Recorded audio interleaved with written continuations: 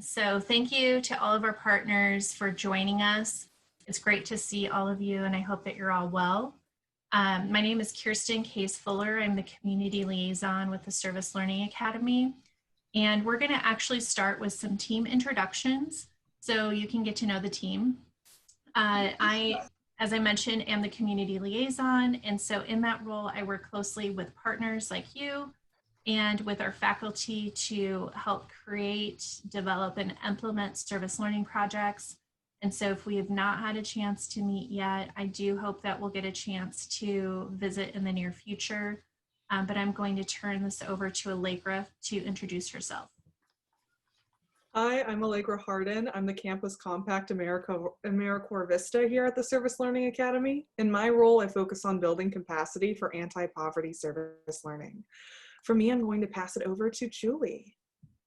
Hi everyone, great to see you. I'm Julie Deerberger. I'm the director of the Service Learning Academy, and my role requires me to work with this amazing team of folks, as well as to provide strategic vision, work on major initiatives, communicate those priorities, and assess and evaluate them, as well as fundraise.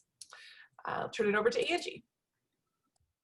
Hi, my name is Anty Cuevas, and I'm the Service Learning Associate. I work with our P16 initiative and have the honor to work with our faculty members, our P12 teachers, our community partners, and our graduate assistants to all come together to create our fabulous service learning projects. Our graduate assistants we introduced here shortly, and they really work to support the logistics. So I feel honored that I'm able to walk along that journey. And I think I will turn that over to Madeline. Hi everyone, my name's Madeline Hagar. I use she, her pronouns, and I am the Whites Fellow in the Service Learning Academy. So some of my main responsibilities are providing program support for traditional service learning projects, so between a UNO class and a community partner. And then I also work on planning some of our signature events like Culture Fest and Showcase, as well as doing kind of other just special projects and initiatives in our office. And I will pass it to Yuria. Hello everyone, my name is Iria and I am the Service Learning Academy Administrative Tech. I'm sorry, I lost track who's next. I'm letting people in. I'll go, thanks Iria. Hi everyone, and thanks for being here. I'm Latrina Hall. I am the P16 Initiative Coordinator. So I oversee our initiative that focuses on service learning projects that include P12 classes, along with our UNO classes and community partners. And it's just really exciting to be able to brainstorm with P12 teachers and work with them to think about how they can tear down those four walls in their classrooms and bring their students' learning to life.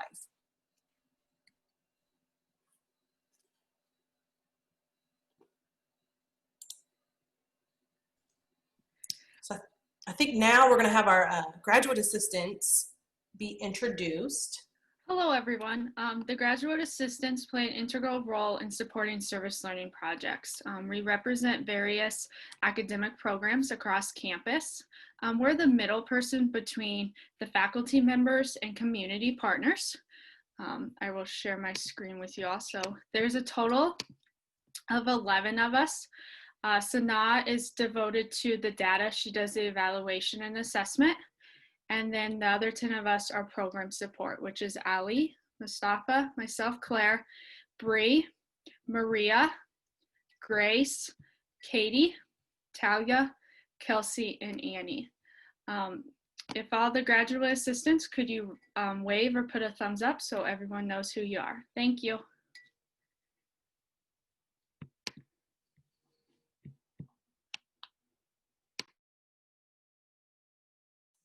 Awesome, thanks Claire. And just so you all know, Claire will be sharing a handout that we created that includes some links and some really great information about the Service Learning Academy and the support we provide and how you can work with us on different initiatives.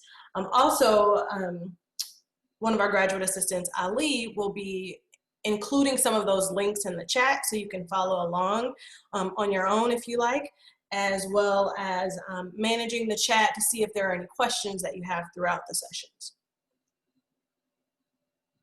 So before we get started, I do want to take some time just to provide some context, who we are, why we do what we do, and to help provide a lens for what the open house is going to be about today and what our year really will look like. A wise person once said just this morning that service learning is about planting seeds and keeping the soil tilled so learning and community capacity can grow. And I think that's just such a wonderful way to describe service learning and how important it can be with engaging students in their learning so that they can connect to their community, learn more about themselves through that work, but also develop really critical skills that it takes to be successful, not only in their classes, but as they move on to post-secondary goals and decide who they want to be and how engaged they want to be in their community and you know, the future aspirations and goals. And as we can see right now, we are witnessing some, I think, true social change through struggle and social justice, struggles with social justice and equity. And we know that through these service learning projects, just this past spring, this summer, and right now, this fall, we're seeing that students have the opportunities to learn about what is taking place in the real world and apply what they're learning in their class to that context to create real, tangible outcomes and outputs that can benefit the community and benefit their own school communities. And so we know in doing this work, the Service Learning Academy is really trusted by our partners, our community partners, our faculty partners, and our P12 partners that we work with to really be knowledgeable, to have experience, and to pull together best practices that will allow us to curate really meaningful, relevant, and engaging experiences alongside our partners.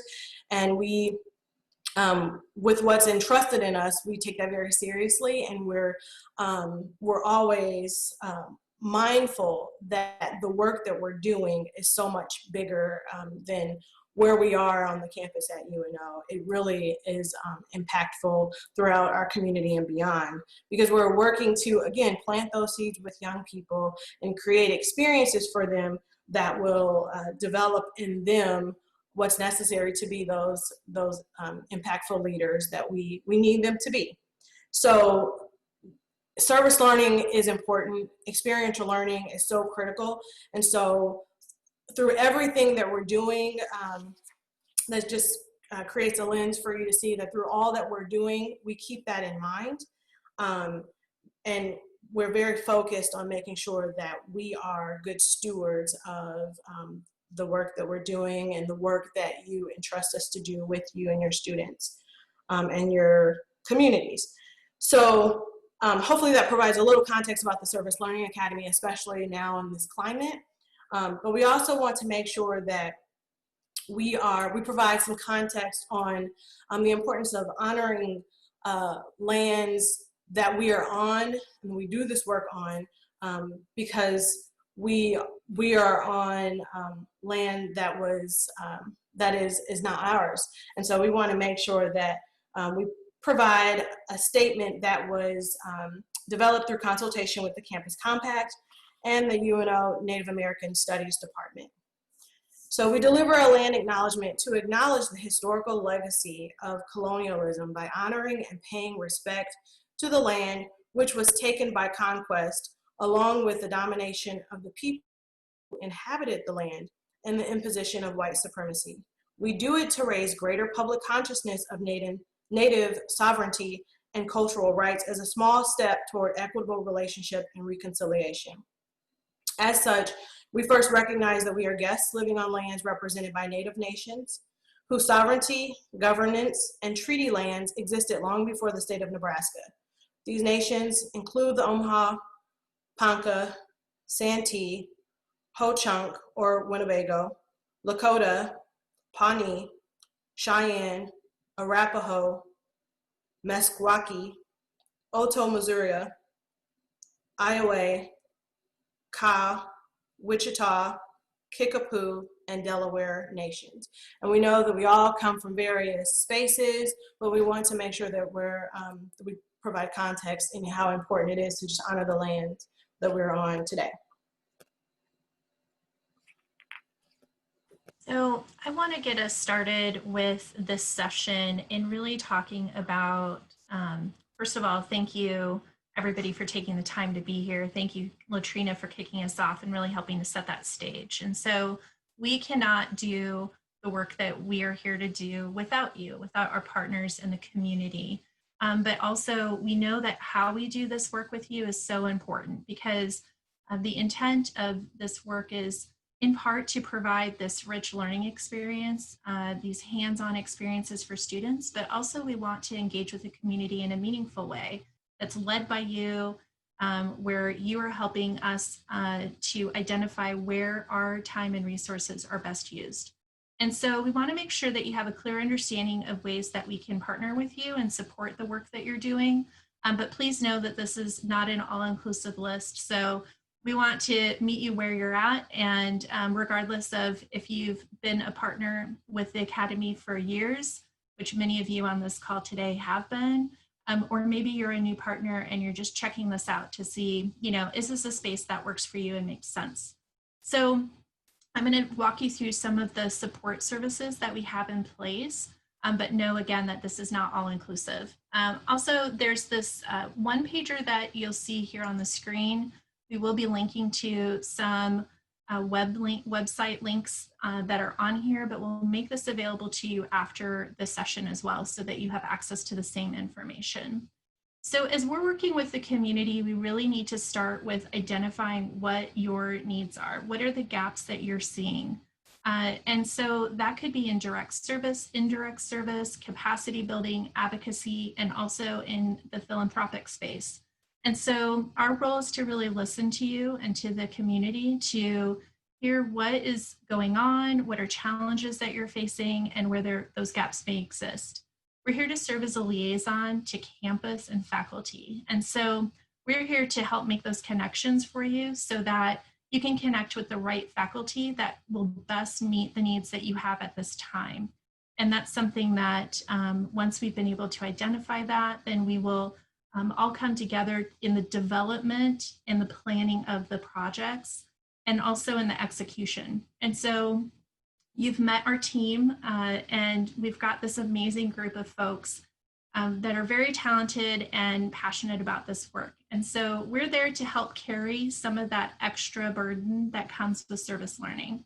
As a former partner of service learning work with UNO, I know that it does take extra time. So there is this ask of our partners. And so we want to try to carry as much of that as we can in dealing with logistics, making sure that we are handling maybe supplies that need to be acquired. So that's not a burden on the organization. So whatever that might look like for your project, that's what we're here to do, is to support that. And also in just the reflection of what went well and what can come next. We know that projects aren't just a one-off for you. And so it's not just this one thing that happens and then all of your needs are met, or there is nothing else that comes next. So sometimes one project may lead to a new need. And so we want to help you navigate that across service learning as we look at the entire campus. Our work is happening in all 6 colleges in undergrad and graduate studies. And so we're here to help navigate that with you. We are, the way that we're connecting with you is through things like this. We host office hours, we have trainings that we're hosting as well. And so again, we just want to meet you where you're at and whenever it is the right time for you. We know that you have many moving parts within your organizations. And so We are just here ready when you are as well. There are many web resources, and I think some of them are being shown now. And so from project examples to how to connect on some of our special initiatives, our website's got a wealth of information. So that's a great place to start. But also know that anybody on our team is available to connect with you at any time as well. Latrina is going to share a little bit more with us about the P16 initiative so that you have a deeper understanding of that priority that we have. Thanks, Kirsten. So about 10 years ago, an opportunity was provided for us to start partnering with P12 classes and bringing in P12 students into that service learning experience, creating the P16 initiative, which I mentioned before includes that P12 class, that UNO class, and a community partner. And so since the inception, it's been an amazing way to work to bridge that achievement gap, to connect P12 students and UNO students in those mentor relationships in which those learning objectives for both students are strengthened through the experience to be in service, as well as to connect to what students are learning in their classes, giving them an opportunity to apply in real world settings those curricular and content goals. We've seen increased attendance through anecdotal information provided by our P12 partners. And we've also seen that students are able to develop their skills in more meaningful and especially when it comes to leadership opportunities for them in the future and their post-secondary goals. And so the P16 initiative is just an amazing way to be able to again, tear down those walls and provide your students with an opportunity to learn outside of the classroom and connect to the community.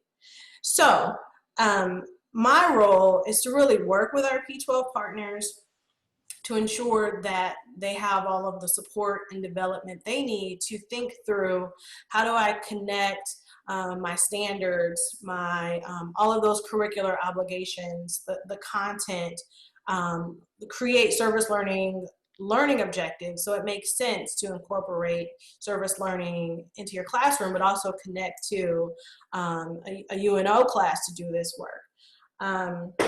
Kirsten, I know, is going to mention a few examples of what that P16 service learning project looks like, especially in an online setting. But one example that I'll give is, post really working online, a high school psychology class, a UNO psychology class, to support the Nebraska Humane Society and their goal to create a way for their pets to be more adoptable. So the students both came together to apply what they were learning in their classroom, learning about behavior, learning about how the mind works, learning about positive reinforcement, and using clickers to better support those pups in being quieter and following instructions, and again being more adoptable. And this was what that community partner identified would support their growth, and the students were able to do that through their class. So I'm quite sure that bolstered their confidence in just being able to do something outside of a quiz or a test, but actually doing something that supports a community or supports a partner within the community. So we provide support through the P16 initiative, just thinking about what kind of projects you could do with your class, depending on the content or your curricular goals. We provide trainings through the seminar or service learning 101s, or coming to your school and presenting to administrators, groups of teachers, presenting at a staff meeting, all the ways that we can help support more folks learning about P16 service learning and how we can make it make sense for your goals for your school. We're also, working, especially now in this online space, we're thinking about how we can be more accessible. So we are working on some office hours as well for our P12 partners, and that could also include our community partners as well to come in to kind of brainstorm some ways to connect together, and that information will be forthcoming. And so what you're seeing on the screen is just some links you can check out where you can learn more about how we have been supporting projects to continue on in this online remote space, as well as links to resources, examples of projects that can hopefully help you brainstorm ways that this could work with your class and how that might look.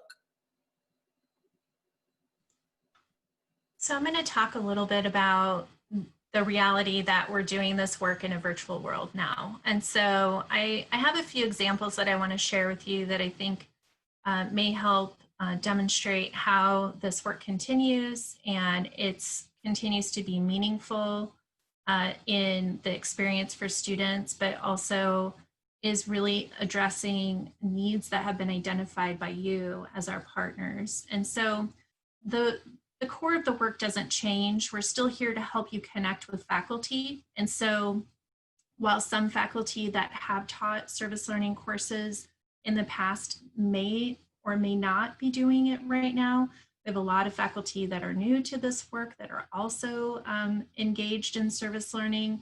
It's a way of making learning more interactive and interesting for students, but for faculty as well. And so I think that we're seeing a lot of excitement about this opportunity. So we can help connect you with those faculty members that are looking for partners. We're hearing from faculty right now who are looking to finalize projects for spring and beyond. And so we'll also assist with developing, the brainstorming and development of those projects by infusing best practices that we're learning as we go, but also from the field around virtual service learning. And what does that look like? And how do we still make it as engaging as possible for everybody? So we're using technology a lot and in new and creative ways, but we're finding that it's still allowing us to create these amazing connections for students and community that we have seen in person as well. And so we've been thrilled with those results, and we're just here to help you navigate that. So again, I mentioned earlier that extra weight of that you could feel in doing this work. We want to help carry that. So if students are going to be working on podcasts or videos or content or policy, we're there to help bridge the gap between maybe skills that they have and technologies that will be used to help bring those projects to life. So I want to share a few examples of projects. We all know that we made a hard pivot last spring in all of our spaces as far as how we got our work done, and service learning was no different. So our projects at the time were predominantly in person, and by March that stopped. And so I have two examples from last spring that I want to highlight. And one of them is Dr. Huber's Human Relations class. They were partnered with fifth graders from Crest Ridge Elementary, and their project was focused on redlining and how to kind of dig deeper into that theme and understand the history of redlining, but also the current day impact of redlining on our community, and then to host a table talk event. And so they worked very closely with inclusive communities, and we were able to use technology to bring everybody together across our community for this really important conversation about redlining. And it's a great example of how flexible and resilient our faculty, community partners, and our K-12 students are. And it was a really meaningful dialogue that was able to occur because everybody was still committed to that overall goal and mission of the project. Another really great example is Dr. Klimnick's Government and Politics in the Middle East. They partnered with the Refugee Empowerment Center to help pull together information to help with their advocacy work, and students were able to really better understand the immigrant and refugee experience in our community, to be able to see that through a whole new lens. while also providing content and information to the organization so that they could use that in the future for their advocacy work. This semester, we have students doing work with partners across the community, from using data, data visualization to help local organizations better use the information that they have to make decisions and impact future policy, to students helping to teach interview and job readiness skills to high school students. And so the work continues. And as I mentioned, we're here to help bridge the gap that may exist because of the remote work that we're doing, and connect you to those faculty. I will say too that it's really important to us that you know that we recognize that these world events and local events that are happening are creating new challenges for all of our partners. And so we understand that there are increased demands on services, that there may be also impacts on funding and staffing. And so we want to partner with you in a way that is going to help you move your mission forward and get the work done that's so important to the community. So we're here to support that and to, where we can, increase your capacity to do that important work. And so again, we're here to support you through that journey when you're ready and when the time is right. So we have a number of really exciting initiatives and priorities that we want to go over with you quickly so that you have a sense of some of the things that we're really prioritizing and focusing on in the year to come. And so I'm going to pass this on to Julie to start us off. Yeah, so I'm going to talk a little bit about our asset-based community development work and our anti-microaggressions and community engagement work. So asset-based community development basically means that we are constantly training our students, faculty, staff, our internal staff, and working with our community partners to approach this work with an asset-based lens. We certainly acknowledge that our communities are the experts in their own experience. They're experts in what is going on in the community, what the opportunities are, and we make no assumption about being a leader in that and understanding that space or taking space away from community. And so we are constantly, that's really part of how we talk about all of this work. We don't use deficit language. We train our students before they go out into a service learning experience about how this works. And we've used this kind of lens to filter through all of our communications and that we do on our websites and things like that. We're certainly not perfect at it, but it's a major priority for how we approach these kind of collaborative efforts. And as such, it takes some time and effort for us to upskill the folks that are on our campuses. And we appreciate you working in partnership with us to be able to do that. We've done some sessions about how to approach asset-based work and had panels from communities and things, and we anticipate continuing to do that in a really intentional way. Additionally, along those lines, avoiding microaggressions in community engagement work is another strategy that we are employing and have been for the past couple of years in an effort to make sure that we are creating the students that are going out into community that are not microaggressing in community, and similarly that they're not receiving microaggressions from community. And so that's something to really acknowledge, and because we know that these implicit biases, these messages that we're all breathing in every day, that has an impact on how we think and how we approach others. And so what we're really trying to do for the past several years in service learning is to name that work, to name those biases, to help work through it, and to give folks, students, faculty, staff, and partners strategies to address them, so that we can really, really transform our community. But we can only do that when we understand ourselves and we understand our community. We know how to do that in a trusting, thoughtful way. I'm going to turn it over to, I think, Allegra to talk a little bit about Vista work. Hi, everyone. I'm the second year Campus Compact AmeriCorps Vista at the Service Learning Academy. During my service term, I'll be building on the anti-poverty service learning resources created during the first year of the project.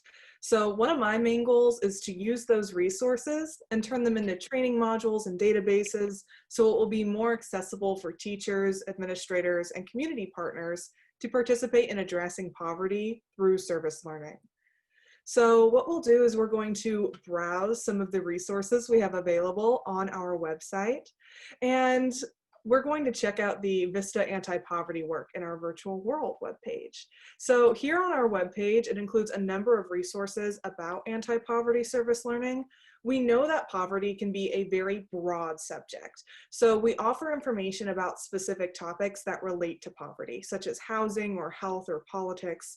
And one specific resource I would like to highlight is the Service Learning, Education, and Poverty handout. So this handout that we'll be showing here pretty shortly is a really wonderful piece of information that has a lot of different data points regarding specifically education and poverty in Omaha. So it explores what service learning can do as well to address some of those areas, and how service learning can work to address some issues of poverty within our community. So I invite you to check out our website and to continue to browse the anti-poverty resources available after the open house today. And if you're interested in future listening sessions, research sharing, or service learning project development related to this work, feel free to contact me via email for more information. From here, we're going to transition to Grace to talk about the Maverick Philanthropy Initiative. Hi, everyone. So you've heard a lot about great opportunities so far, so I have another one for you. The Maverick Philanthropy Initiative is an opportunity for community partners to engage with UNL faculty and students in an opportunity to educate future leaders, or students, I suppose, as well, they're linked, on community issues, the impact of charitable giving, and to teach them the importance of community stewardship. So what that also looks like for community partners is, well, students are able to be connected to this real world philanthropic effort, and it brings organizations a fresh perspective on your work, but also it links you to student resources, and students have time to share, talent to give, and treasure within this class, as each course section is granted a $1,000 grant to distribute into the community. So basically the students will connect their course content to work on advocating for the community organization that they select to work with. And then students together, whatever their advocacy technique is with their course content, they will work together to decide how to distribute those funds into the community. So it's a really unique opportunity where students get to have this real world experience of charitable giving, where they get to be the leaders behind that. And also, like last spring, it was really unique for students to be a part of this. With COVID, there is definitely a lot of impact on community partners, as I know that a lot of you are experiencing being spread thin with time and resources at this point in time, and it's continuing for us all. So just finding a unique way to leverage this resource in our community as students are looking to engage and become philanthropic leaders in our community. So I encourage you to check out our website. You'll be able to see it here, but you can find it in the handout to explore what this might look like for you. Also, you can submit funding applications or interest forms in the initiative for spring on the website as well. And if you have any questions, you can contact Kirsten or I. And let me pass it on to Madeline. Hi, everyone. So kind of our last special initiative that we want to highlight during today's session is our priority area of redlining.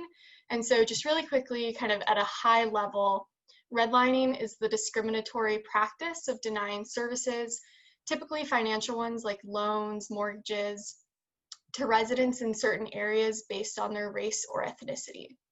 Redlining has had a profound and enduring impact on our communities in Omaha, and it's really an area where our office wants to kind of be more explicit in our work and highlighting and elevating partners and projects that are already going on that are touching on redlining, or to kind of quote the union working to undesign that red line.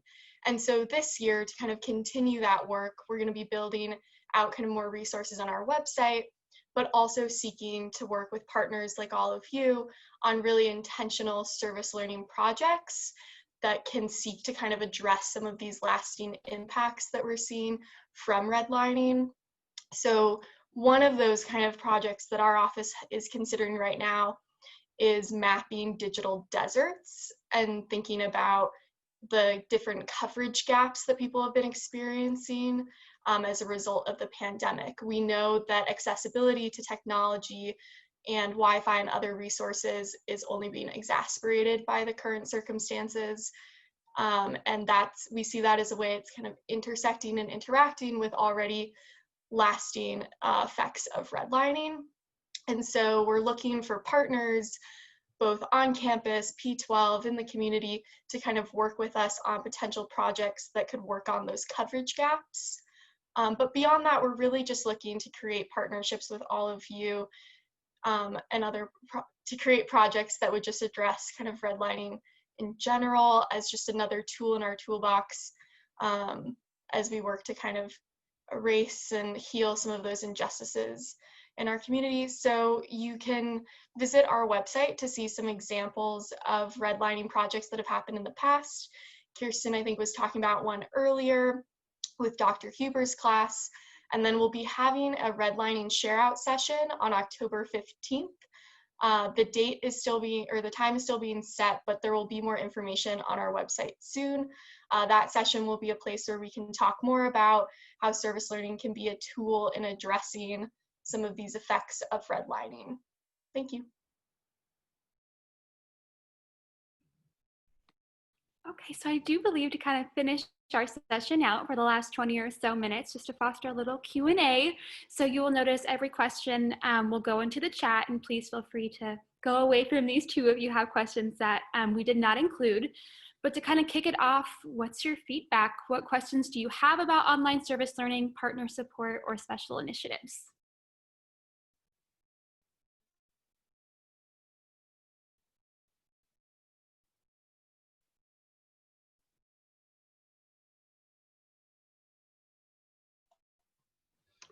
Are the projects that are done, are they usually, what's the length of time in which would be needed to do a service learning project? So are you asking about how far in advance we'd like to plan for those projects? Plan, and then once we plan, is it a semester, if we're doing something with the school? Yeah, those are really great questions. So we like to plan as soon as possible. So we are working with faculty on spring projects, spring semester projects, and beyond. We like to tell faculty that we like to work at least a semester or more out, because some projects are just going to require some time to really figure things out. Once the project has been developed, it can look like a lot of different things. And many of you on this call have experienced those different types of projects. Sometimes they are just attached to one unit. They might be a small output on the part of the students. So they might be developing maybe some content, or I'm trying to think of some examples, but oftentimes it could be just attached to one part of the class. Other times it's the entire semester. It's woven throughout, and it's really kind of this bigger, deeper type of work that the students are doing with their community partners.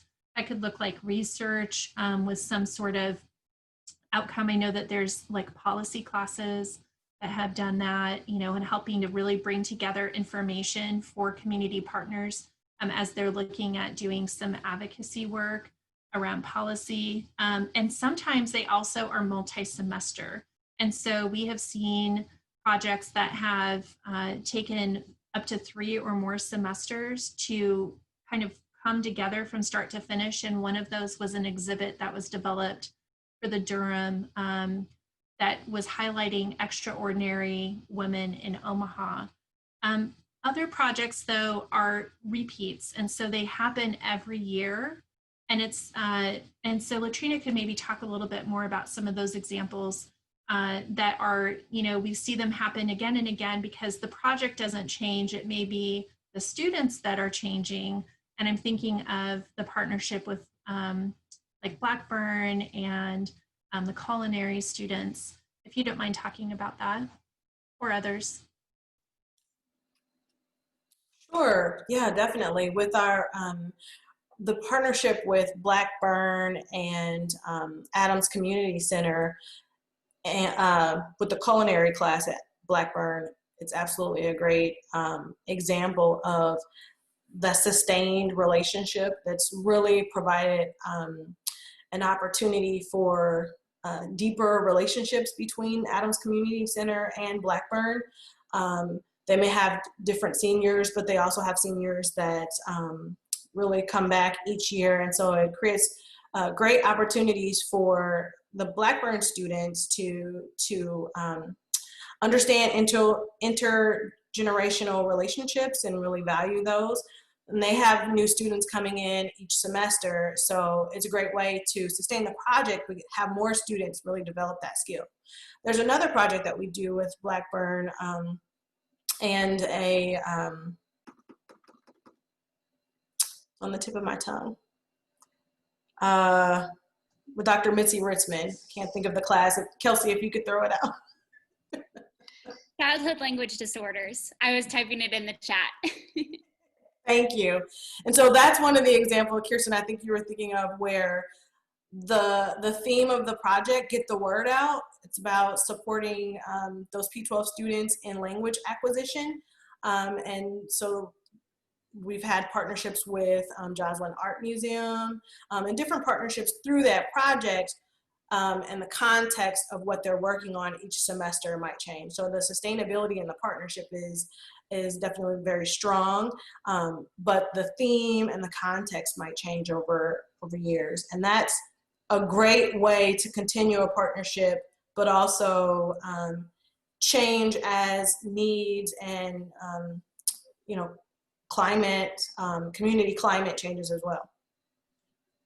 I noticed in the chat that Laura had a great question about microaggression training with partners. And so in the past, we have hosted training sessions with our community partners to understand how microaggressions might show up in service learning, community engaged work, and then what are some strategies that we have to address that. And to your question, it sounds like, what if we're going to be doing a service learning project with students and maybe our staff needs to be prepared in thinking about those themes? And absolutely, we would love to work with community partners on that. And we also are looking at how our faculty incorporating readings and different, conversations in the classroom in addition to these types of trainings. So it's one thing for us all to be armed with some of this information, but how are we helping students process through these themes as well? So short answer is yes, we'd love to work with you on that, and look at ways that we could continue this conversation with our partners in general as well. This is Carolina Padilla with the Intercultural Senior Center, and I have a question about projects. Since, a lot of things have changed, especially now when with us organizations don't have students on site, the projects can be more than one as we work in the past, or it has to be just a one project per session, per semester, or how is that? I know it's difficult with students, but we have learned in the last months that most of the students we've been working with a lot of the medical institutions where there's students that are open to come and do something, but there are others that complete or not. And in our site. So we understand that it's less likely that we have students on site for the next few months. So those projects continue to be a one opportunity per organization, or is we submit a request to different projects and we'll see how we can partner? Or can you give me a little more about that? Those are really good questions. I would say that it's really based on your capacity, because we could have a number of faculty and courses that would be a great match for your organization, for your mission, for the, the opportunities that you have. But at the end of the day, we know that it does require some time from your team. And so our big question back would be, what's your capacity as an organization to work with multiple projects? And I know that that will in part depend on how complicated or how intense a project may be. And while we try to, I keep on saying, we want to carry that weight for you. We want to help carry that and take away as many barriers as possible. We know that it still takes time. It's impossible to say that there'll be no impact on you. So I think that it's really more about what's your capacity as an organization to work with more than one project during a particular semester.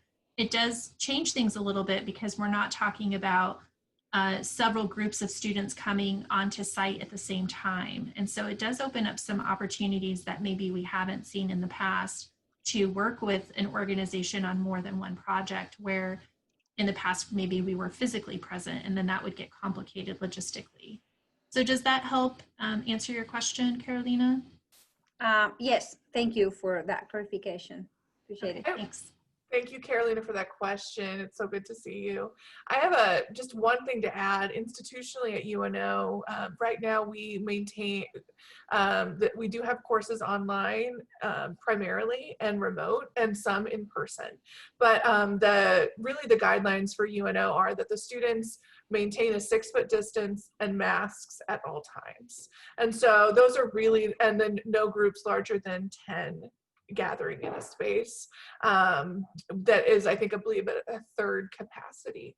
So those are the things that, as we're working, we do have, I think 1 or 2 in-person experiences right now that we're doing, but those are the parameters for in-person. But we have a whole lot of opportunities to connect online, just underlining what Kirsten mentioned, depending on your capacity. Thank you. Appreciate that too.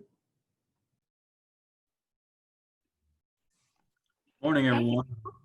So sorry. Go right ahead. Yeah, I apologize for being late. Came in about 15 minutes later.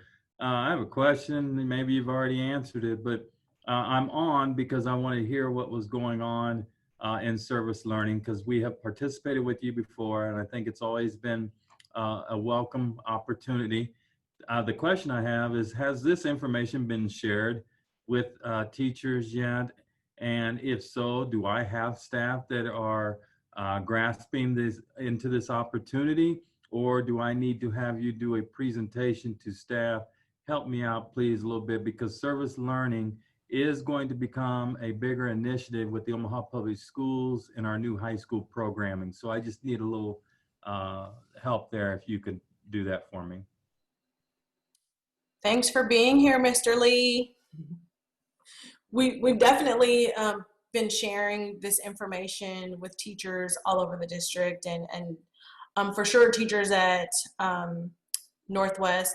And I try to make sure that I keep our principals informed and engaged as well.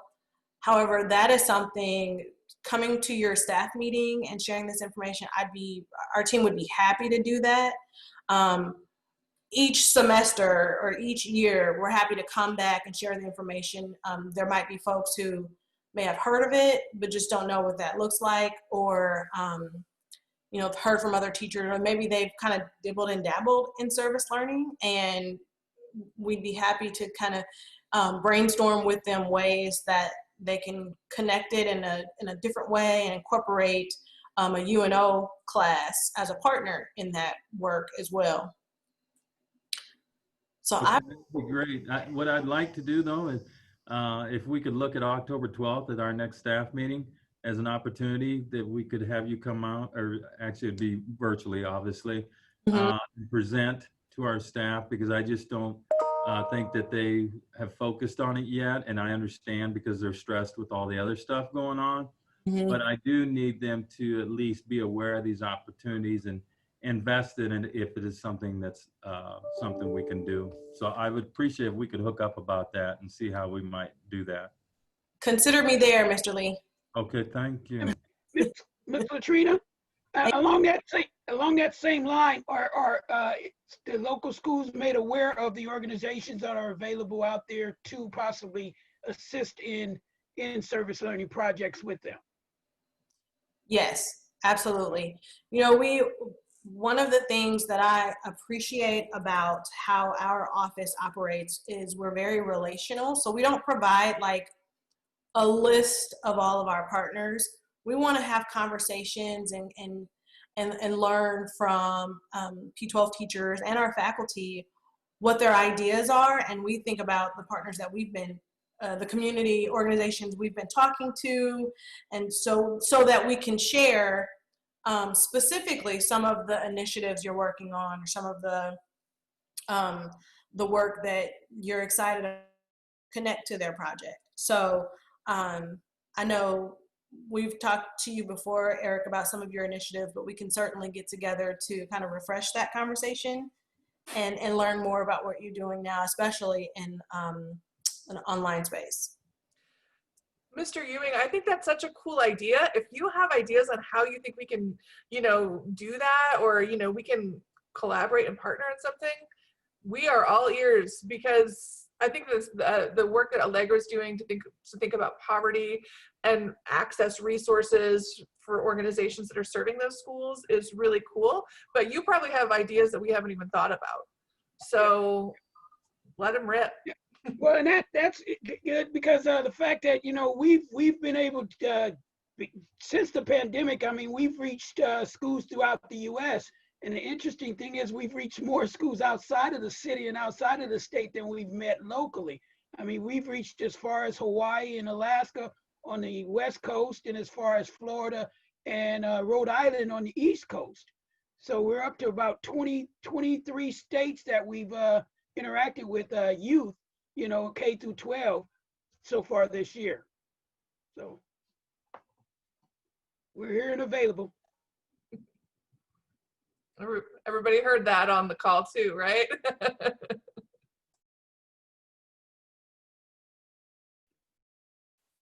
As an additional question, how could you promote service learning within your schools or districts?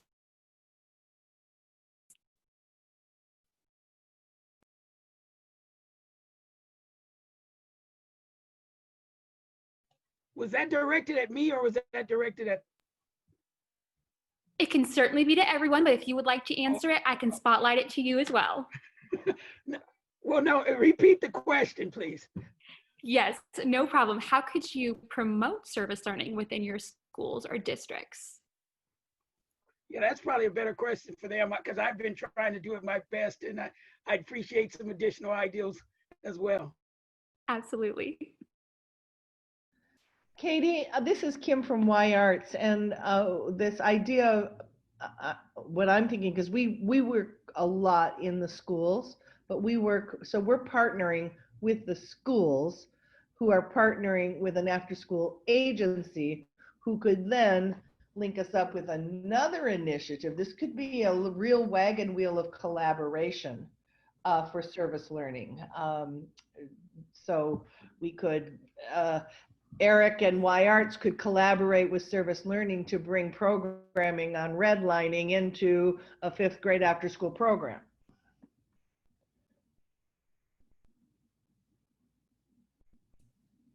It's a great idea. Yeah, that's an awesome idea. Yeah, we're also trying to create a thing called Black Men Read Black History to students, you know, and so we're working on that to try to have something like that set for next year. And they read hit books, you know, age appropriate as it relates to Black history to students. And if it's not Black history, it's books that have been written by Black authors.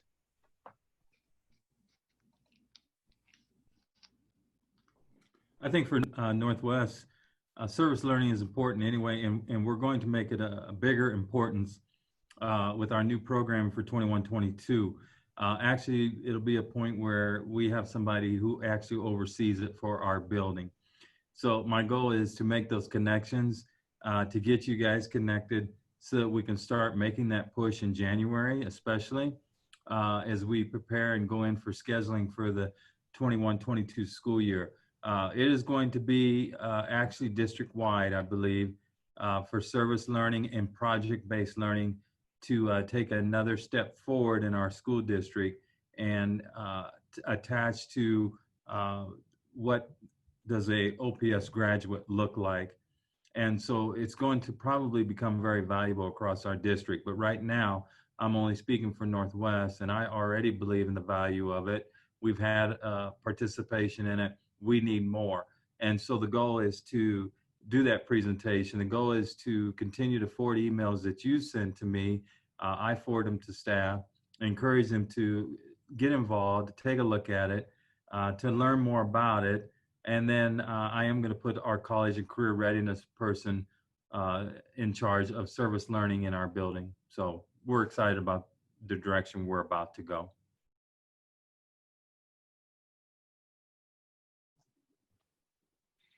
So in our final few minutes together, is there anything that we've missed? Is there any other programming we should be doing? Totally open question.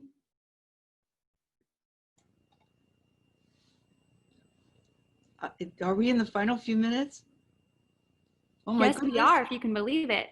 Yeah, well, in this Zoom world, I'm booked at 12:30, but I'm faculty member. My name is Lynn Holly, and I've worked with service learning since about 2005, and I cannot depart this wonderful session without thanking you all for sharing what you shared today, but also to just once more express my deep appreciation for being in a university that has a service learning academy with wonderful leadership and wonderful, always has wonderful students. And it's like, I don't know, I can't imagine life without it. It's such a wonderful resource to have. So I'm so glad to be sharing it with you.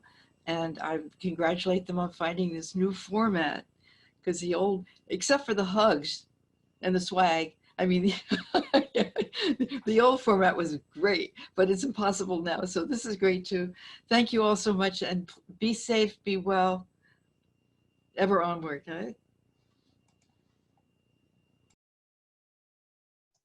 Thanks, Dr. Holly.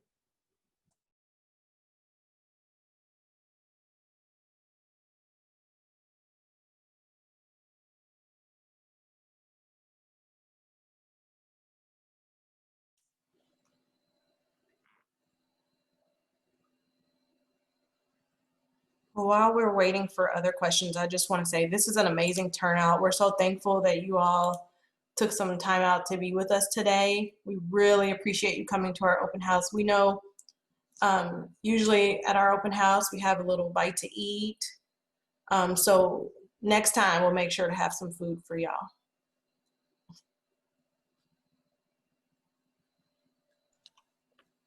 I know Kim was asking next steps in the chat, and so we are going to be sharing the one sheet that we shared on the screen with you today. It has multiple links in it to information that we discussed. Also, you'll be able to connect with our team.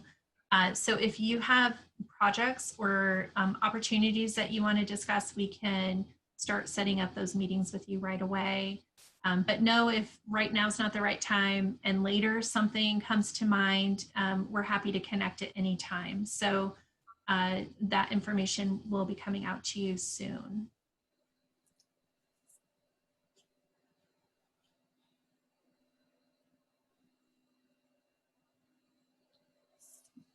Well, it looks like we're kind of coming to the end of our hour. We so appreciate your time. It is always such a pleasure to be in space with our community partners and our P12 partners and faculty. We can't do this work without you. So thank you for the energy that you put into this work, your commitment to this type of learning opportunities for our students. And we're really looking forward to continuing our work with you in the future. And again, we're here anytime that you want to connect, and we're really looking forward to doing that with you soon. Thanks, everyone. Have a great rest of your day, everybody. Thank you. Thank you.